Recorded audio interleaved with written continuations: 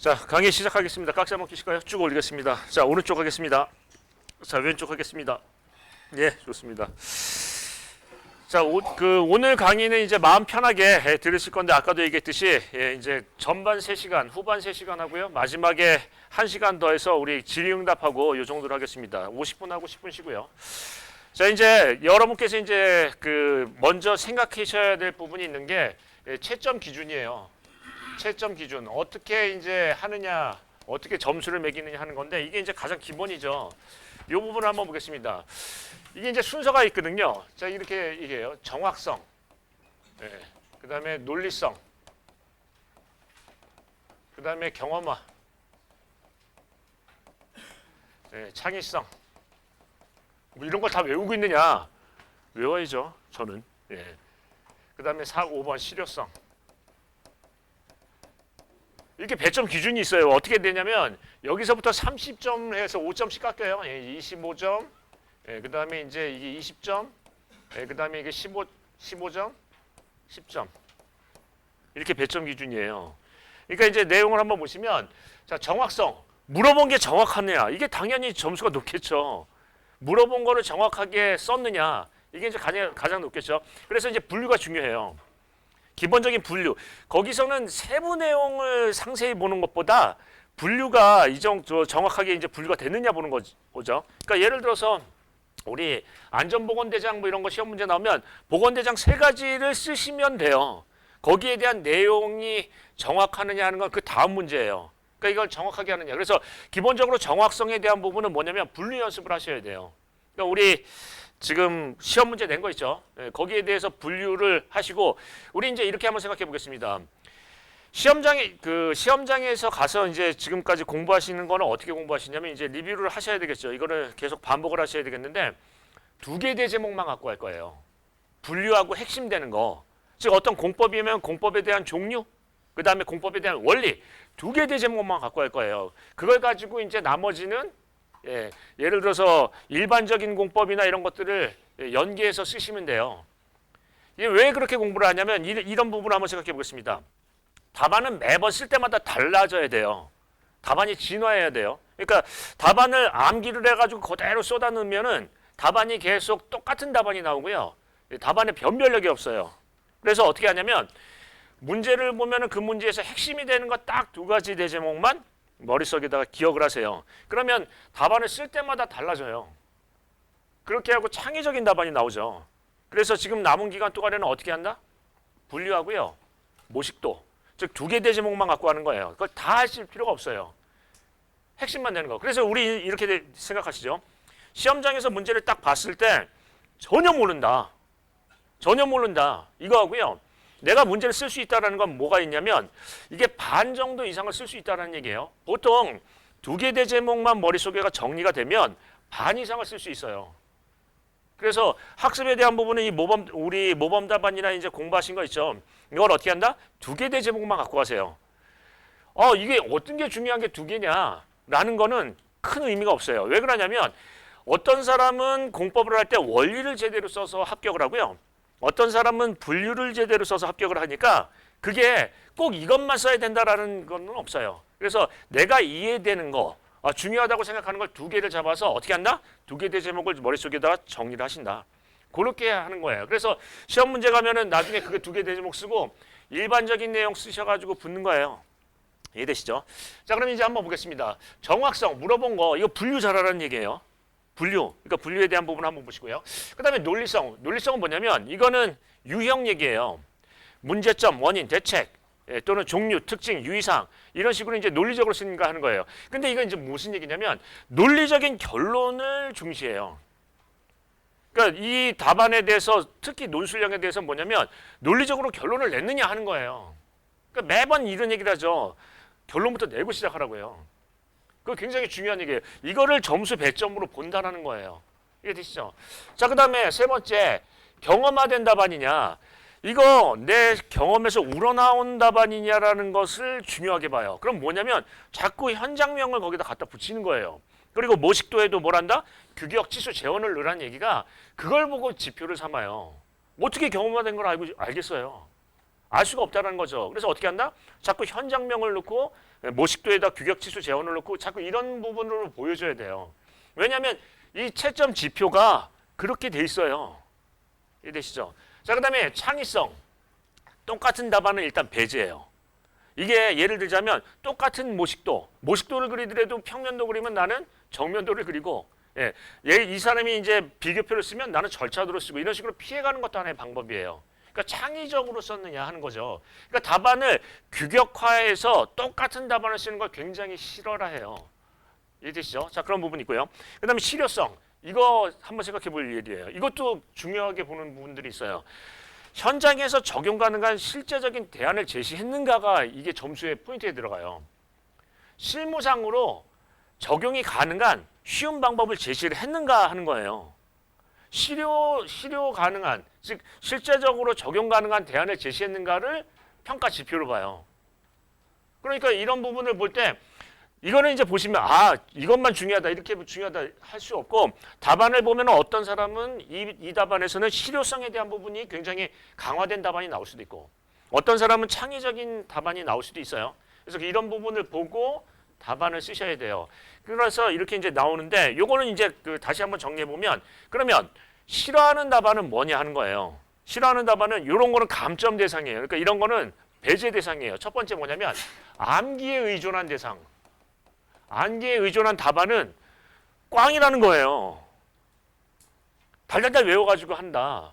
이거 꽝이라는 거죠. 어떤 이제 경험이나 이런 부분에서 우러난 답안이고요. 또 실제적인 답안, 실무에서 적용할 수 있는 답안이니까 암기에 의존한 답안은 이거는 별로라고 봐요. 그리고 두 번째, 이론에 치우친 답안, 이론에 중심을 둔 답안도 아니라고 봐요. 실무에 중심을 둔 답안을 본다라는 거죠. 그러면 이제 자명한 건 뭐냐면 실무상에서 적용 가능한 어떤 대안을 제시하고 자꾸 현장 얘기를 들먹거릴 수밖에 없어요. 그래서 제가 어떤 얘기를 하죠? 실무, 현장, 최근 이 얘기를 머릿속에 먼저 생각을 하고 쓴다라고 얘기했죠. 그래서 이렇게 이제 얘기를 하죠. 그리고 이제 뭐냐면 똑같은 모식도, 똑같은 아이템. 우리가 얘기하면은 동일한 어떤 아이템이나 이런 것들을 얘기하는 것도 싫어해요. 예를 들자면 뭐예요? 예를 들어서 차별 아이템이라고 했는데 똑같은 얘기를 하는 거예요. 남들이 다 쓰는 거. 그런 건 피해가는 게 좋다라는 거죠. 창의적인 답안을 굉장히 좋아한다라는 거죠. 그러니까 답안을 다 암기하면 안 좋아요. 탄력성이 있어야 되죠. 그러니까 그 답안에 대해서 출제 문제가 나오면 한 2개 대제목 정도 보고요. 본인이 창의적인 생각을 한번 해봐야 돼요. 이게 실효성 있는 어떤 대안이 뭔가. 오늘 그거를 좀 생각을 많이 해볼 거예요. 그래서 생각을 많이 하고 좀 답안에 대해서 좀 찢어놓는다 이거죠. 창의적으로 똑같은 얘기를 안 쓰고 그 부분을 생각할 거예요. 자, 이렇게 이제 내용을 보시고요. 그 다음에 이 부분을 한번 보겠습니다. 단답형이나 이제 서술형 이렇게 이제 논문형 이렇게 있는데 이게 이제 채점 기준이라는 게 있어요.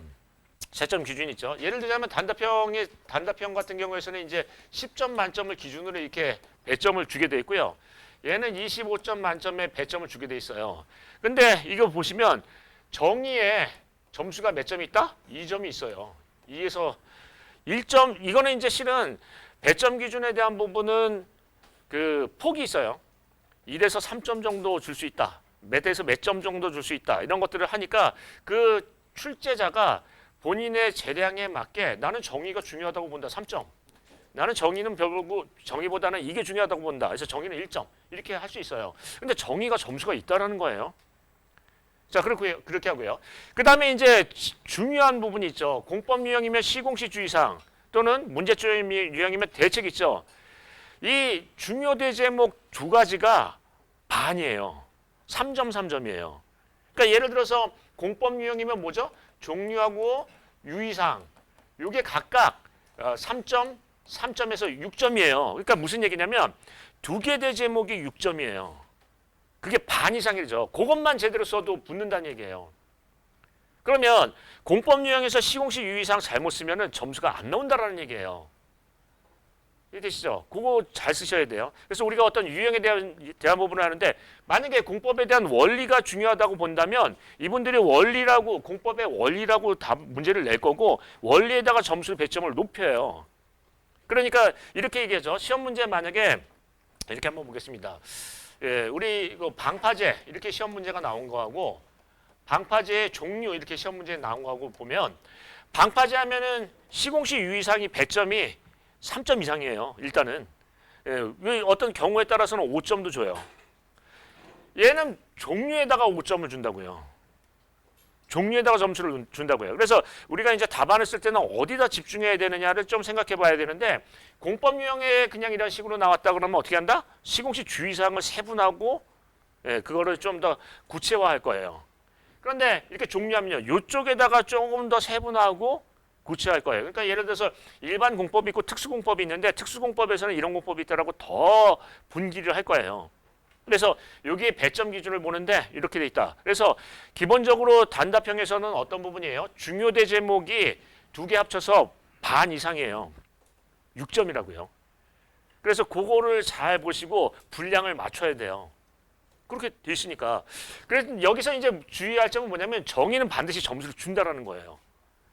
그러니까 정의를 육하원칙에 따라서 쓰는 거 그거 굉장히 중요해요. 대충 쓰는 게 아니란 얘기죠. 왜냐하면 용어정의인데 용어정의가 제대로 정의를 모른다? 그러면 점수를 안 나가겠죠. 그래서 그런 부분을 잘 보셔야 돼요. 자, 그다음에 이제 논문형도 이렇게 이제 보시면 질문 요지가 있잖아요. 예를 들어서 뭐뭐의 종류와 특징을 쓰라. 그럼 그게 반이에요. 점수가. 즉 25점이면 얼마요? 최소한 6.6점을 준다고요. 그러니까 6.6점이면 12점인데 거의 반에 육박하죠. 그러니까 6.7점, 7.7점 이렇게 줘요. 그러면 질문 요지를 모르면 점수가 많이 떨어져요. 일단 질문 요지에 대한 분량이 많아야 돼요. 만약에 뭐 메커니즘 쓰고 엉뚱한 거 다 쓴 다음에 질문 요지가 적다라고 하면 거기서 점수가 깎이는 건 당연해요. 그래서 어떻게 한다? 질문 요지는 세분화하고 상세화한다라는 거예요. 그래서 이런 부분에 대한 어떤 채점 기준을 잘 보셔야 돼요. 그리고 이제 한번 보겠습니다. 단답형 같은 경우에서는 이제 중요대 제목이 뭔가를 이제 생각해보고 거기에다가 집중을 할 거고, 그 다음에 여기 이제 점수 중에 출제자하고 채점자하고 분리가 돼 있어요. 출제자가 이런 기준으로 점수를 낸다라고 하는데 채점자는 또 채점자의 재량에 맞게 어떤 가점을 줄 수 있는 부분이 있어요. 그게 뭐냐면 논리적인 결론이에요.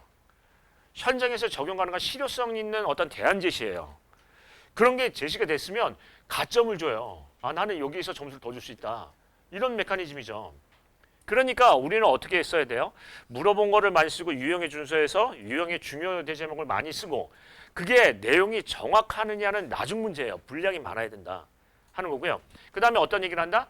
현장에서 실효성 있는 대안을 제시하는 걸 자꾸 생각하셔야 돼요. 그 이런 얘기죠.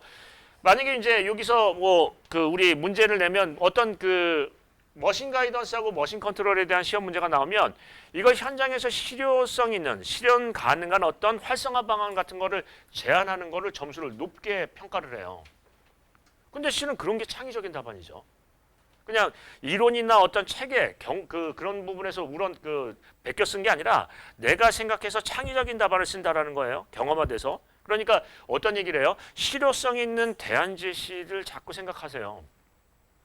그런 부분이 중요하죠. 그러면 문제를 풀 때 뭐냐면 가장 중요한 대제목은 뭔가 하나 또는 두 개 생각해서 그 분류를 먼저 생각하고요. 그 다음에 이게 현장에서 실효성 있는 어떤 대안, 개선책은 무엇인가 이런 것들을 자꾸 생각해 보시면서 그 키워드를 빨리빨리 적어놔야 돼요. 근데 답안을 문제를 딱 받으시면 어떻게 해요?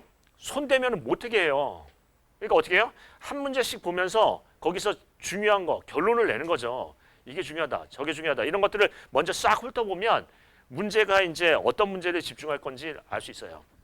자, 그거 하고 자, 그다음에 시간 우리 이제 문제에 대한 대원칙이 있죠. 첫 번째는 이제 문제가 존중이 돼야 되고요. 그다음에 유형이 준수가 돼야 되고요. 그다음에 시간 관리가 돼야 된다. 요거를 얘기를 해보겠습니다. 이게 이제 아까의 연장성이에요. 자, 문제 존중은 뭐냐면 물어본 것을 많이 쓴다.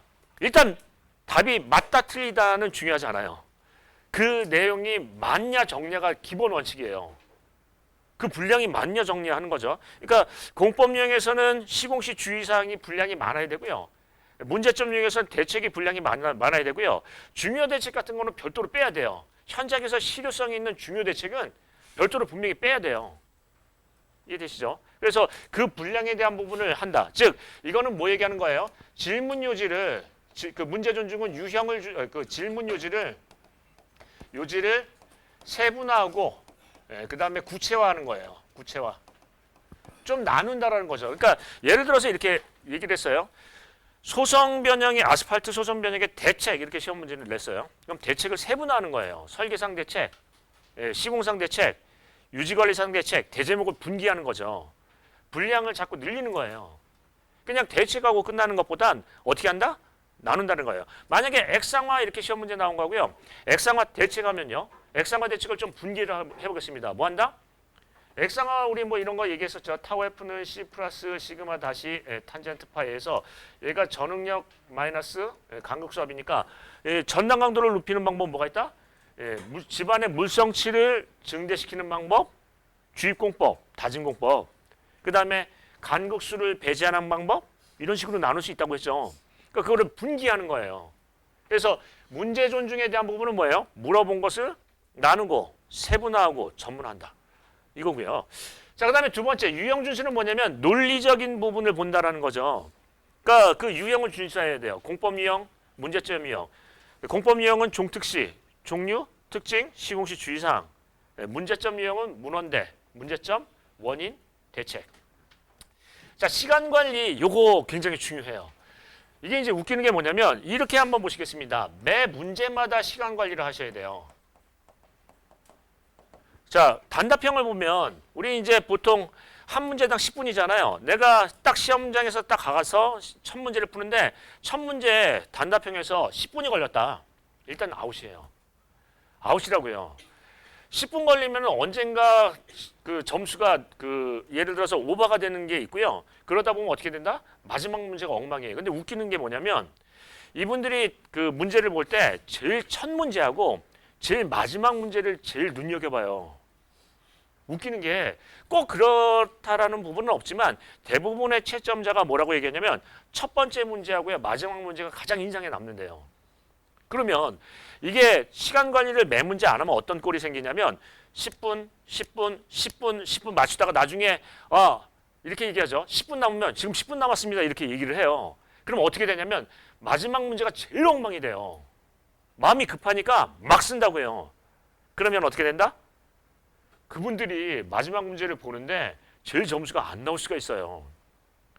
그래서 이 그 채점자에 대한 어떤 메커니즘을 보면 어떻게 하냐면 그분들이 이제 보통 이렇게 하죠. 뭐 다 그런 건 아니겠지만 대부분의 분들이 첫 번째 문제하고 마지막 문제를 잘 많이 기억에 남는데요. 그러면 우리는 점수 배치를 어떻게 하냐면 제일 자신 있는 문제는 어떻게 한다? 첫 번째하고 마지막 문제 배치하는 것도 유리할 수 있어요. 근데 실무에서 이제 현장에서 딱 보면은 그게 어렵거든요. 이거 배치고 뭐고 빨리 쓰는데 바쁘지 그런 부분이 있는데 마지막 문제도 잘 써야 된다 그 얘기예요. 그러면 다시 한번 얘기해 보겠습니다. 뭐가 중요해요? 매 문제마다 시간 관리가 돼야 돼요. 일단은 단답형에서 8분 컷을 목적으로 해요. 목표로 해요. 8분마다 써야 돼. 그래야지 나중에 시간이 10분 정도 남아서 그 다음에 남는 거 그 여백이나 이런 데다가 조금 더 데코레이션을 하는 거죠. 거기다가 뭐 현장명도 쓰고 아니면은 뭐 하는 거죠. 그래서 답안을 어떻게 쓰냐면 계략적으로 대분류, 중분류, 소분류하고 세부 내용은 좀 나중에 미뤄둬요. 그렇게 하고요. 모식도나 절차도나 이것도 아웃라인만 잡고 계략적으로 그려요. 그렇게 해서 빨리빨리 쓰다 보면 시간이 분명히 남거든요. 그럼 남으면은 그때 가서 나중에 어떻게 한다? 거기다 모식도나 그래프에다 규격치수 재원을 넣는 거예요. 그래서 시간 관리가 굉장히 중요해요. 그러면 시간 관리는 어떻게 해요? 매 문제마다 하세요. 그래서 단답형은 각각 8분 컷으로 가요. 그 다음에 논문형은요 20분 컷으로 가야 돼요. 그렇게 돼야 나중에 문제를 하죠. 그러니까 예를 들어서 개요도 안 쓰는데 개요를 맨 마지막에 쓰는데 그게 25분 가까이 걸렸다. 그럼 그건 망한 거예요. 나중에 그리고 이제 보통 이제 시간이 임박하면 어떻게 돼요? 내가 이제 서술형인데 논문형을 쓰고 있는데 한 문제당 25분이에요. 근데 딱 봤는데 20분 남았어요. 맨 마지막에. 그럼 맨 마지막 문제가 제일 엉망이 된다고요. 붙을 수가 없어요. 맨 마지막 문제가 굉장히 품질이 좋아야 되는데 그게 안 된다라는 거죠. 그러면 시간 관리란 무엇인가? 어떻게 한다? 매 문제마다 80%의 법칙. 즉 그 시간을 넘기면 안 돼요. 시간이 남아야 돼요. 그러니까 이런 얘기를 하시죠. 답안을 쓰는데 시간 관리 되셨나요? 했더니 겨우겨우 맞춰서 썼대요. 그거 안 된다고요. 시간이 꼭 남아야 돼요. 남고 나서 답안을 보면 뭐가 빠진 게 보여요. 이거 안 썼네. 이런 거요. 그런 부분을 보강해야 될 시간이 분명히 있어야 된다는 얘기죠. 그리고 이렇게 착각하시면 안 돼요. 많이 써야지 붙는다. 절대 아니에요. 많이 써야지, 나 많이 아는 것을 보여줘야 된다라고 생각해서 많이 쓰는 게 유리하다라고 보는데 그게 아니라 논술의 핵심을 짚으면서 간결한 답안을 더 좋아해요. 그러니까 그런 부분에서 볼 때 많이 쓴다라는 게 결코 유리한 건 아니에요. 논술이 어떤 핵심이 있고 결론을 내느냐 그런 부분이 중요하니까 간결하고도 명쾌한 답안을 요구한다는 거죠. 그래서 이 시간 관리 상당히 중요하다라는 얘기예요. 이해되시죠? 자, 그렇게 이거 시간 관리한다. 그래서 여기 이제 내용을 보시면 제일 첫 번째가 요 시간 관리예요. 요거 주의해야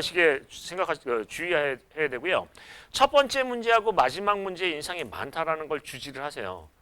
그래서 내가 마지막 문제가 시간 관리가 안 됐다라고 한다면 그거 굉장히 불리한 상태로 몰고 가는 거예요. 그 부분을 잘 보신다. 자, 그러면 이제 내용에 대해서 이제 채점 기준이나 이런 걸 보셨죠. 그래서 우리 이제 여기 있는 내용 중에서 중요한 채점 포인트가 되는 대제목을 이제 훑어보면서 거기에 대해서 실효성 있는 대안도 한번 생각을 해보겠습니다.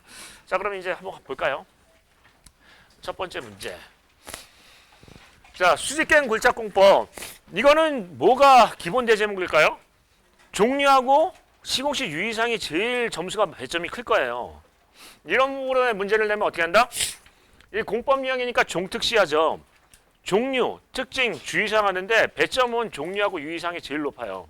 그러니까 이분들이 어떻게 하냐면 정의는 2점, 예를 들어서 뭐 2점 주세요. 이렇게 이제 하고요. 그 다음에 종류는 보통 몇 점 준다고 했죠? 2개를 반 넘게 줘요. 반에 육박하게 줘요. 그러니까 10점 만점이니까 3점 주고 그 다음에 시공식 유의사항을 어떻게 된다? 3점을 줘요. 그럼 이것만 해도 합격 점수예요. 나머지 배점은 적어요. 여기다가 뭐 이상한 뭐 고려사항 이런 거 넣어봤자 배점이 적다는 거예요. 아예 배점이 없는 경우도 있어요. 그러면 우리는 어떤 부분을 가야 돼요? 이쪽이 많아야 된다는 얘기예요. 이해되시죠? 특히 이 유의사항을 더 많이 주는 경우도 있어요. 이렇게 2점. 이게 많아야 돼요. 그래서 맨날 강의할 때 이런 얘기를 하잖아요. 그러면 어떤 방법이 있냐면 유의사항을 하고 유의사항 중에서 중요한 거 강조를 별도를 해요. 정말 유의할 사항. 그럼 한번 보겠습니다. 공법의 종류는 뭐가 있죠? 그거는 여러 가지로 할 수 있어요. 꼭 암기를 한다고 생각하지 마세요. 뭐가 있다? 굴착 방향에 따라 하향 굴착 공법, 상향 굴착 공법. 굴착 방식에 따라 발파 방식 또는 기계 굴착 방식. RBM 아니면 우리가 이제 RC 이런 것들을 얘기를 꺼낼 수 있어요. 그래서 이 종류를 많이 꺼낼 수 있어요. 근데 가장 기본적인 건 뭐냐면 발파를 하면서 얘를 호이스트로 걷어 올리는 하향 굴착 방식을 제일 많이 쓰거든요. 그런 부분을 얘기를 꺼내고요. 자, 그러면 이제 이 종류에 대한 부분을 이제 쓰시고요. 자, 그다음에 이제 시공식 주의사항은 여기다 이제 어떻게 쓴다? 경험화된 답안을 쓰라고 한다고 했죠. 그러니까 자꾸 무슨 현장명을 거들먹거리는 거죠. 무슨 현장에 전력구 현장에 수직구 중심, 수직구 RBM 중심, 공공 전력구 현장에 수직구, 뭐 예를 들어서 수직구, 수직갱의 RBM 공법 중심, 뭐 이런 식으로 쓰는 거죠. 자꾸 현장명을 든다. 왜냐하면 경험화된 답안이냐고 보는 게 지표라고 했잖아요. 이런 거 보고 지표를 잡는다고요. 쓸데없이 아니 다른 거 보고 어떻게 경험한지 알겠어요.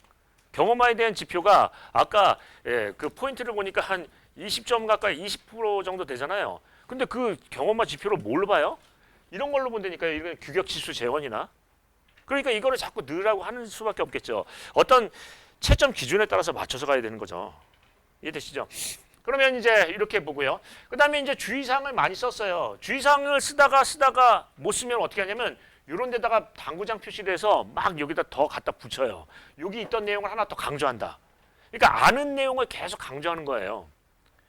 여기 이제 내용을 보시면 상부 설비에 대한 원하도록 진출입로를 고려해서 설치한다. 뭐 이렇게 얘기하고요.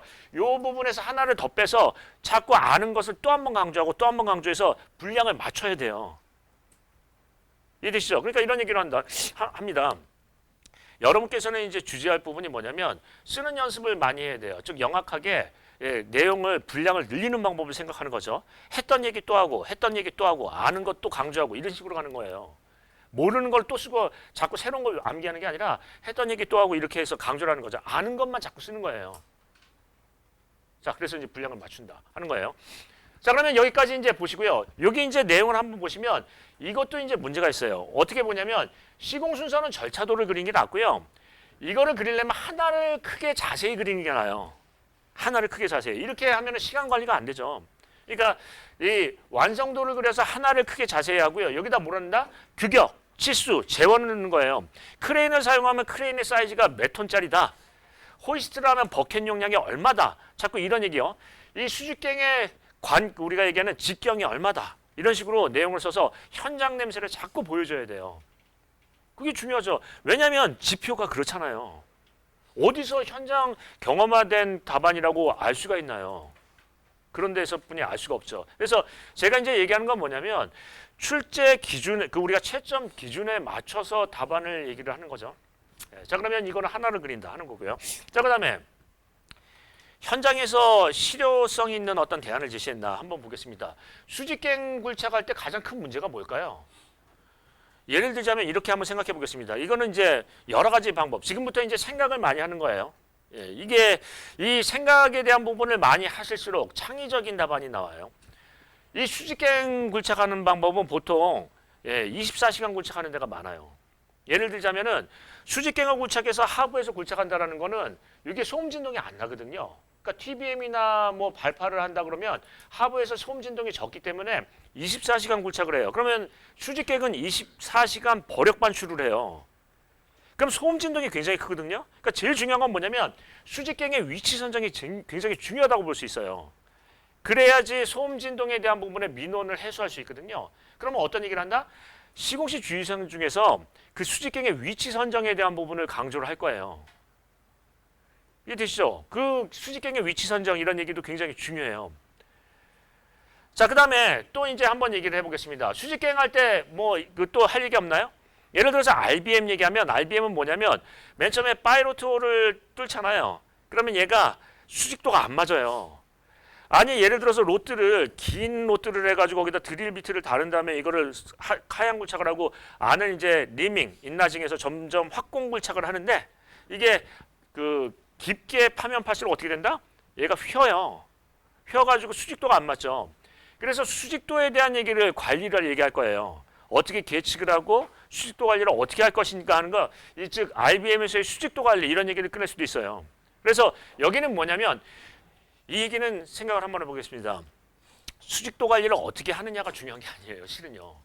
수직도 관리를 해야 된다는 거 아는 게 중요한 거죠.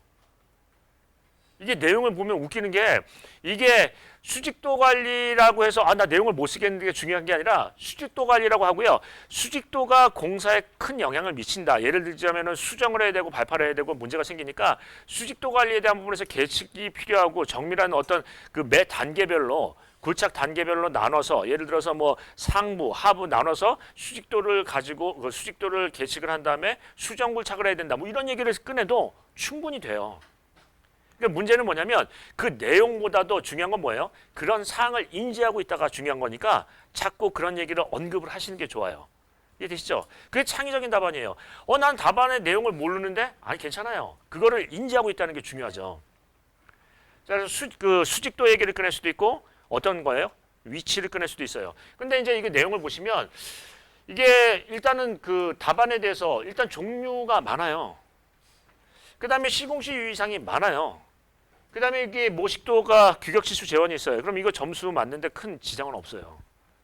기본적으로 견적이 나오죠. 그리고 이 분 보시면은 보통 한 얘기를 굉장히 길게 얘기하고요. 그 다음에 한 얘기를 또 해요. 그렇게 해가지고 당구장 표시에서 하다 보니까 상당히 분량이 많아요. 그래서 이게 만약에 이분이 채점 기준을 4점 기준으로 본다면 이거 4점 만점이에요. 그런 부분을 잘 생각해서 어떻게 한다? 모르는 걸 자꾸 쓰려고 억지로 하지 말고요. 한 얘기 또 하고 한 얘기 또 하고 계속 한 얘기를 쓰는 게 나아요. 그러니까 우리 이제 이런 얘기를 하죠. 모르면 어떻게 해요? 한 얘기 또 하세요. 또 하시면 돼요. 그 얘기를 강조하고 그 얘기를 세분화하고요. 한 얘기를 또 하면 돼요. 어떻게 보면 그게 또 중요한 부분을 강조한다고 볼 수도 있어요. 자, 그 정도 하고 넘어갈까요? 자, 그다음에 그 단답형에 대한 어떤 접근 방법을 한번 보겠습니다. 단답형에서 어떤 점수를 맞는 그 부분 중에 하나가 뭐냐면 전문 용어 또는 키워드 이걸 사용하는 거예요. 즉 대제목에 이 전문 용어나 키워드를 반영하면 뭔가 아는 것 같아요. 그러니까 예를 들어서 경량골재 이런 얘기가 나오면 프리웨팅 이렇게 튀어나오고요. 예, 우리 이제 신축이음에 대해서 얘기하면은 우리가 얘기하는 설계 이동량 이런 식으로 나오듯이 그 키워드가 나오는 게 중요해요. 그러면 한번 보겠습니다. 분위 현상을 막는 방법 중에 좋은 방법이 하나 있어요. 뭐가 있다? 강화 노반이요.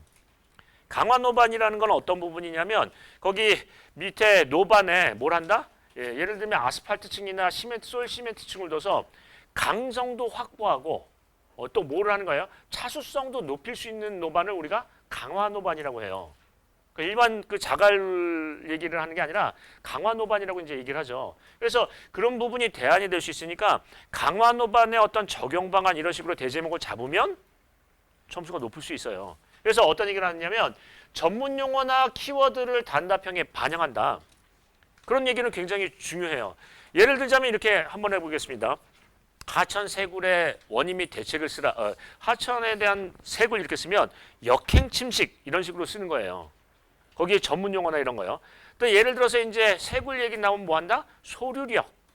소류력에 의한 세굴 문제와 뭐 대책, 소류력에 의한 뭐 수충부의 이동 이런 식으로 키워드를 넣는다는 거죠. 전문 용어를. 그래서 답안에 대해서는 전문 용어나 키워드 반영하는 것도 하나의 방법이세요. 자, 그러면 이제 이런 거 하면 뭐예요? 분리 현상은 이제 분리부터 얘기를 합니다. 자, 문제점 유형이니까 분리는 뭐가 있죠? 도상 분리, 분리, 노반 분리. 이렇게 이제 분리에 대한 부분의 두 개의 종류를 얘기했다면 대책은요. 도상 분리 대책, 노반 분리 대책 이런 식으로 나오겠죠. 그 다음에 뭘 얘기한다? 강화 노반. 모식도 하나만 그래도 돼요. 그래서 이제 이분들의 합격 답안을 보시면 어떻게 되어 있냐면 발생 요인하고요. 그 다음에 이제 종류별 특징하고요. 분리 대책을 하는데 대책이 많아요.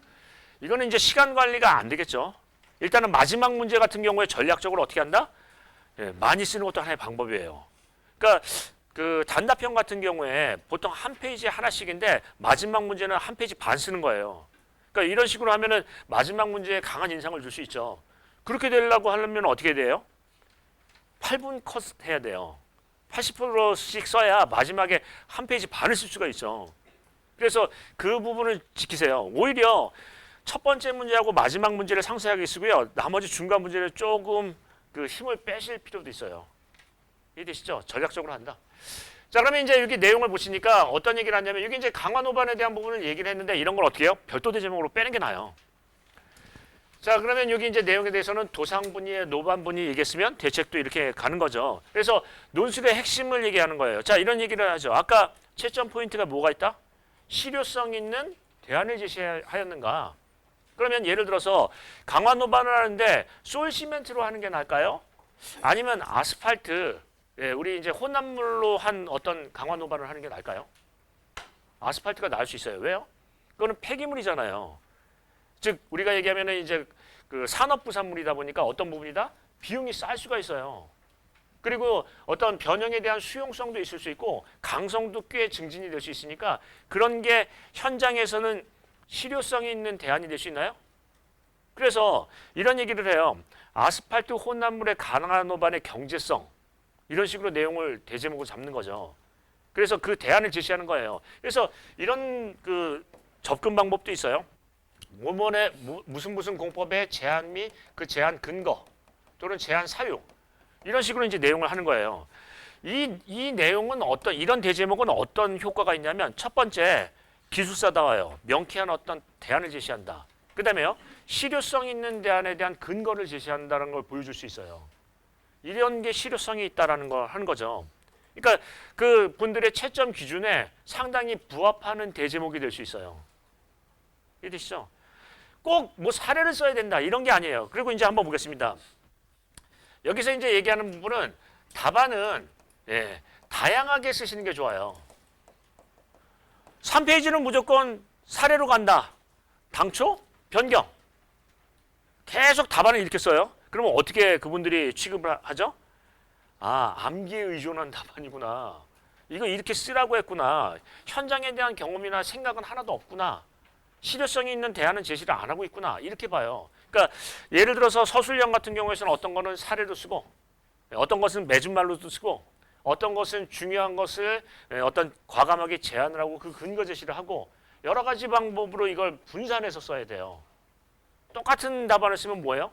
암기에 의한 답안이라고 취급할 수 있어요. 학원에서. 그래서 이런 얘기를 많이 하시죠.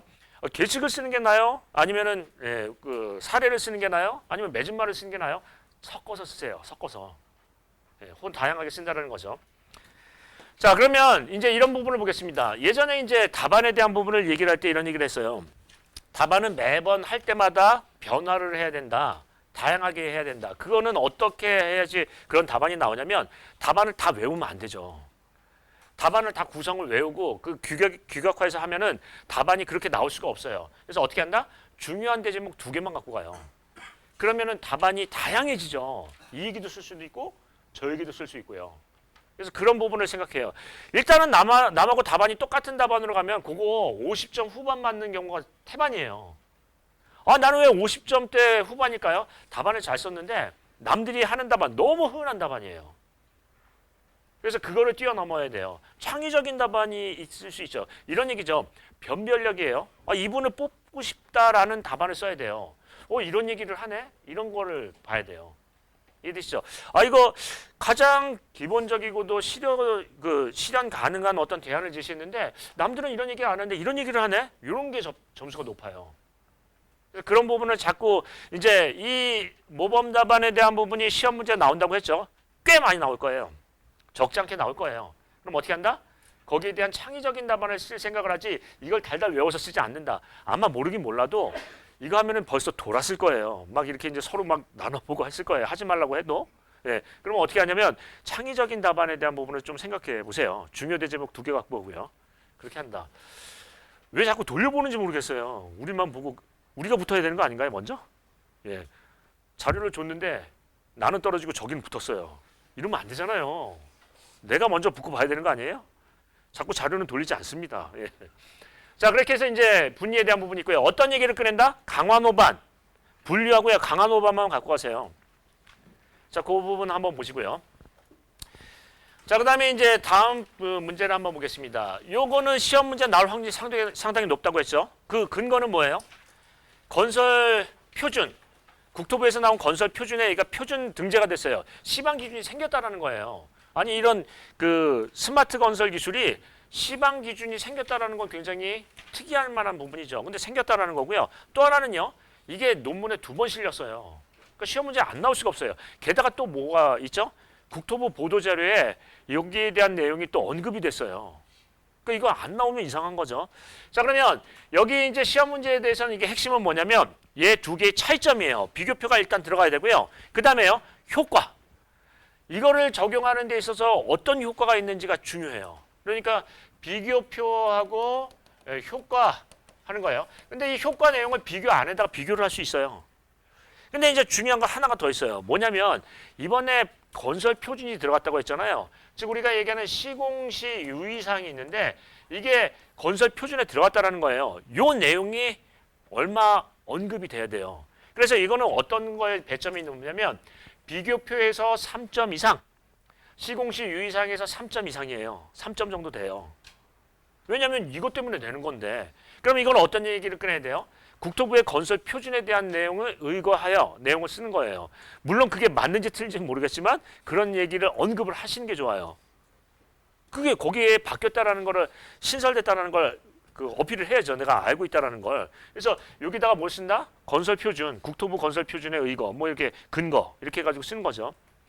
자, 그러면 여기 내용을 보시면 기능에 대한 부분의 차이점, 이거는 이제 점수가 가장 배점이 높고요. 그 다음에 도입 효과에 대한 부분에서는 얘는 어떤 효과가 있나요? 머신 가이던스나 머신 컨트롤은요. 머신 가이던스는 어떻게 된다? 가장 좋은 거는 뭐예요? 얘가 측량을 안 한다라는 거예요. 그러니까 측량 공정에 빠지니까 인건비가 줄어들고 측량 공정에 빠지니까 공사 속도가 빠르다라는 거죠. 그리고 얘는 뭐예요? 얘는 품질 얘기지만 얘는 안전 얘기예요. 안전하다 하는 거예요. 그런데 시공시 주의사항을 보시면 이제 건설 표준을 그걸 올려놨죠. 제가 올려놨는데 거기 내용에 보면 어떻게 돼 있죠? 시공 전, 시공 중 이렇게 돼 있어요. 시공 전에는 몇 가지 한번 얘기해 볼까요? 뭐라죠? 먼저 GPS 수신기의 정확도를 알아야 돼요. 만약에 GPS 수신기가 오차가 너무 커요. 그러면 안 될 거 아니에요. 그 다음에요. 여기 바가지에 센서가 붙어 있는데 센서의 검 교정을 먼저 해야 돼요. 얘가 0점 조정을 하는 거죠. 얘가 제대로 신뢰도가 있는지를 알아야 공사의 정확성을 아는 거죠. 그 다음에 시공 중에는 뭐예요? 이 공사에 대한 안전성에 대한 부분에 대책이 먼저 수립이 돼야 돼요. 절차나 이런 것들이. 왜 그러냐면 이게 무인으로 하다 보니까 지멋대로 제어가 안 되기도 해요. 그래가지고 예를 들어서 옆에 구조물을 친다든가 이런 부분에 대한 거를 아예 대비를 해놔야 돼요. 즉 아무리 그 자동으로 제어가 되더라도 작업 반경에 대한 부분이나 이런 것들이 돼야 돼요. 왜냐하면 인간이 제어를 하면은 그게 능동적으로 어떤 제어가 되는데 만약에 예를 들어서 얘가 컨트롤러를 가지고 이제 멀리서 하는데 이게 작동이 안 되는 거예요. 통신 장비가 오작동이 돼서 지멋대로 움직이는 거예요. 멈추거나 그러면은 위험할 거 아니에요. 거기에 대한 안전 대책에 대한 부분이 나와야 돼요. 그래서 거기에 그 내용에 대한 부분이 그 시방서에 실렸죠. 그래서 그거를 한 4줄 정도 써야 돼요. 그래서 여기서는 중요한 건 비교표하고 요 시방 기준 여기에 좀 집중하실 필요가 있어요. 이해되시죠? 예, 그 정도. 이거 뭐 잘 쓰셨죠? 예, 그렇습니다. 자, 그다음에 이제 다음 보겠습니다. 쉴드 세그먼트 뒤채임 주입. 여기는 이제 공법 유형이니까 주입 공법의 종류. 그다음에 시공시 주의사항이 있어요. 근데 이제 먼저 보겠습니다. 종류는 뭐죠? 동반죽후, 동시주입, 반동시 주입, 즉시 주입, 후방 주입. 아까도 이제 계속 얘기하지만 시공시 주의사항에서 막히면 어떻게 해요? 한 얘기 또 하라고 했죠. 한 얘기 또 한다고요. 주입공법 얘기를 위에다 쓴 다음에 당구장 표시해서 주입시 주의사항은 뭐가 더 특히 중요 이런 식으로 쓴다고 했죠. 아는 걸 자꾸 또 쓴다. 자, 그러면 이제 한번 보겠습니다. 주입공법에서 그 주입에 대한 분류가 나왔고요. 그 다음에 주입에 대한 시공관리 방안이 나왔어요. 이거 어떻게 보세요? 분량이 작아 보이잖아요. 이제 그 같은 얘기를 한번 해봐도 얘는 2줄로 보이고요. 4줄로 쓰셔야 돼요. 이걸 밑으로 내리면 되잖아요. 실은 영악하게 써야 돼요. 이분들이 그 답안을 볼 때 이거를 분량을 본다고요. 그런 부분도 잘 생각해 봐야죠. 똑같은 내용이라도 점수 포인트가 높고 낮은 게 있어요. 그러니까 그런 부분을 봐서 좀 영악하게 할 필요가 있어요. 왜냐하면 그 기준대로 움직이는 거니까요. 그 다음에 이제 한번 보겠습니다. 이거를 주입 관리할 때는 문제가 뭐냐면 쉴드 내부로 유출이 된다라는 거예요. 그러니까 우리 이제 이렇게 하죠. 이게 이제 그 깡통이 이렇게 있고 그 다음에 세그먼트가 있는데 세그먼트는 어떻게 붙냐면 이렇게 안쪽에 붙죠. 왜냐면은 예를 들자면 이렇게 세그먼트가 있고 이게 그림을 그리면 이렇게 좀 그 과장해서 그린다면 이렇게 붙어요. 왜냐면 굴착면보다 이 세그먼트가 밑에 있어야지 되지. 예, 이거보다 위에 있으면은 굴착도 안 되는데 붙일 수가 없는 거죠. 이렇게 굴착을 하는데 얘가 어떻게 된다? 주입을 하면 이쪽으로 흘러내려요. 그래서 여기 이 갭이 있죠. 즉 갭이 있는데 이 그 공간이 있는데 세그먼트 외주면하고 요 쉴드 외주면 내면하고 이 갭이 있어요. 얘 갭에 대해서 어떻게 한다? 이거를 막아야 되죠. 얘를 우리가 뭐라고 해요? 테일실이라고 불러요. 그러니까 여기 이제 보시면 세그먼트가 있으면 세그먼트가 테일실을 하나, 둘, 뭐 3개를 이렇게 해서 테일실을 해서 2겹, 3겹으로 해야 이게 내부에 유출이 안 되거든요. 그래서 어떤 얘기를 꺼내냐면 여기 이제 뒤치움 주입할 때 어떤 얘기를 해요? 쉴드 내 유출 문제와 테일실의 지수 대책 이런 얘기요. 이런 얘기가 나와야 돼요. 그러면 이런 용어를 쓸 때는 뭐냐면 중요한 것을 강조를 하고 실효성 가능한 어떤 대안을 제시하고 전문 용어가 나왔네요. 그래서 이제 여기 내용을 보시면 분류 나왔고 관리 방안 나왔는데 중요한 게 뭐예요? 이렇게 한번 보겠습니다. 4차 산업혁명 기술을 이용한 뒤치움 주입 관리 방안에서 IoT 기술을 이용한대요. 당장 실효 가능한가요? 실효성이 있나요? 뭔가 좀 내용이 그래요. 그리고 이게 내용을 보시니까 IT 활용을 해서 즉시 측량을 한다? 이거 IT 맞아요? 이 내용이 좀 불확실하죠. 이 답안에 대해서 아까 출제 기준이 뭐라고 했죠? 실효성 있는 대안을 제시하였는가?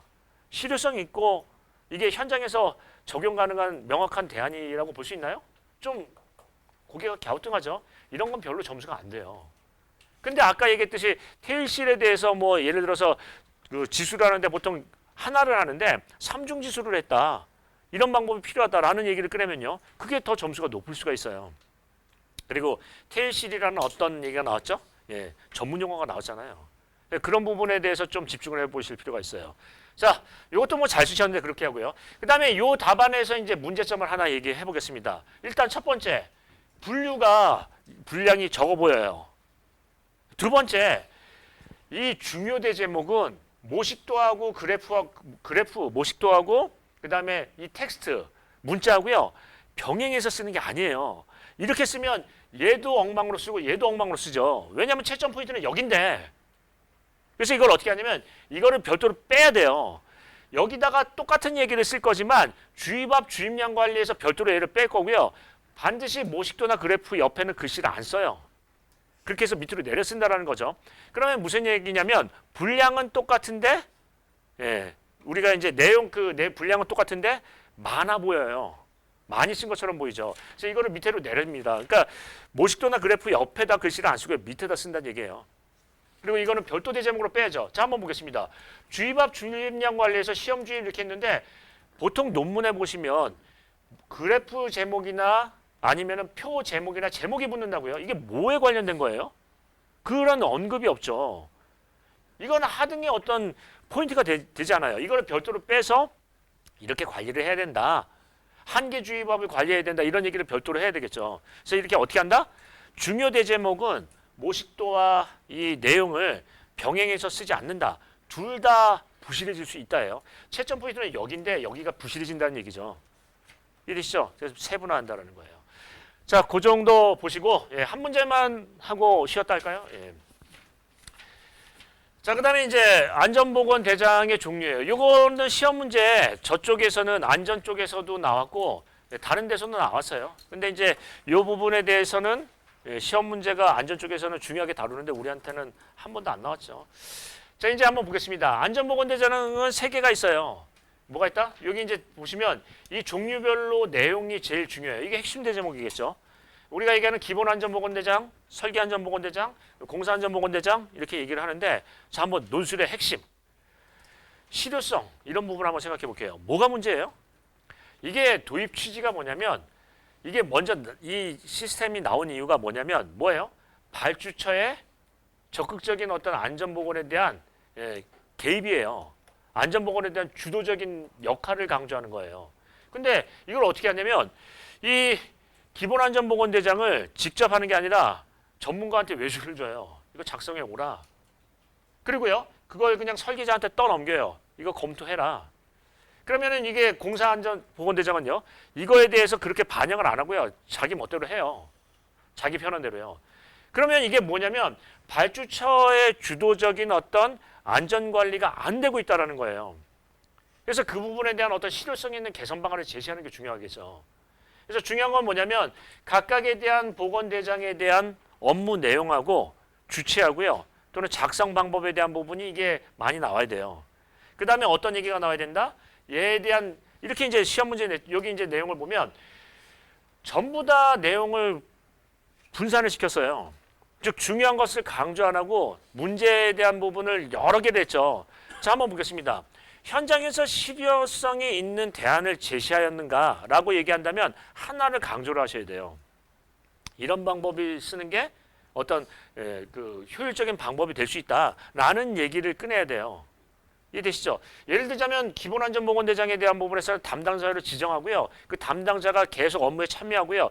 뭐 예를 들어서 뭐 서류에 대한 부분에서 회의록을 남긴다든가 피드백을 한 자료를 남긴다든가 이런 식으로 해서 적극적인 어떤 발주처 주도의 그 안전관리가 돼야 된다는 얘기죠. 이게 이제 결국은 이번에 어떤 산업안전보건법 전면 개정되고 발주처 주도에 대한 즉 우리가 얘기하면 사업주나 발주처에 대한 책임을 강화하는 쪽으로 가는 부분이니까 그 도입 취지에 맞게끔 어떤 실효성이 있게끔 해야 된다라는 얘기를 꺼내야 되니까 그 얘기가 하나가 강조해야 되겠죠.